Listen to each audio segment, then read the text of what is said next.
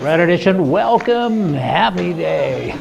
From the right, I got stuff for you, liberals and people on the left. You just can't fix stupid. I'm not too sure what to do about those people. Someday we got to take them down and try to fix them. Hey, I'll take them somewhere.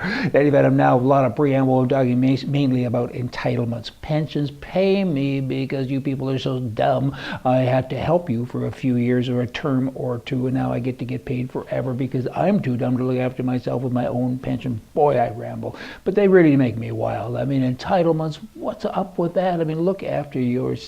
Here in Palm Springs, California, you have a man there. His name is South Hardy. Retired in 2010, but he was only hired in 2005, and he made over $300,000 a year. And when he retired, he cashed out nearly $162,000 in accrued vacation and sick leave over 5 years.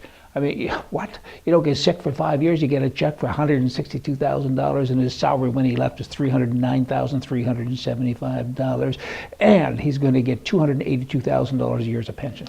$282,000 a year, and he worked there for 5 years. Now, swing over to Canada, okay? You got Toronto, you got guys there making $418,000 a year. $418,000 a year. And there's one particular place that's the average. Here's a public servant that collects $1.7 million a year. I don't even know that I can talk about this without just going crazy. Won't be hard for me to go crazy, will it? But electricity rates now are going to climb this year 33%, they say. Probably even more than that based on what's going on.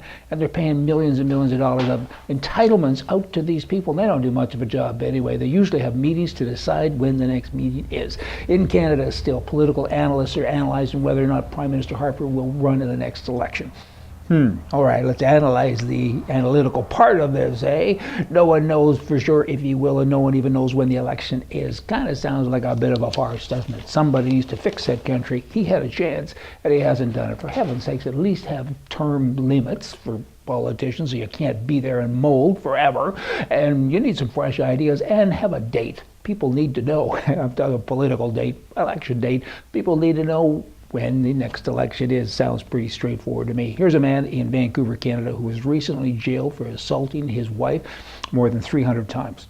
300 times. He came at her with an axe. He threatened her life several times. He beat her up, the poor woman. She wasn't able to walk without crutches. Many, many times he used objects as weapons to strike her, including a telephone, a clock unit, a rolling pin, children's toys, a spoon, and even a chair. Broke a chair over her head one time, and she had broken wrists, injuries to her eye, upper chest, tailbone, bruises, nosebleeds, broken nose numerous times. He was convicted of multiple breaches of restraining orders. Also, and the judge says, hey, you know what, you got 17 months in jail. It's kind of your culture where you come from. He has a name with Muhammad something. Okay, the woman needs to be trained with a firearm. When he comes at you with an axe, shoot him, kill him. That would be good. How about this picture here? Aromatherapy, the scent of security. She kind of needs to have that sense of security. Certainly she needs the right. In Canada, you don't have that right. Somebody get a man on that and fix it. These poor women, they need to have the right to defend their lives. Pretty straightforward stuff. The scent of security. Hey, y'all, come back tomorrow. We're going to have more for you from the right.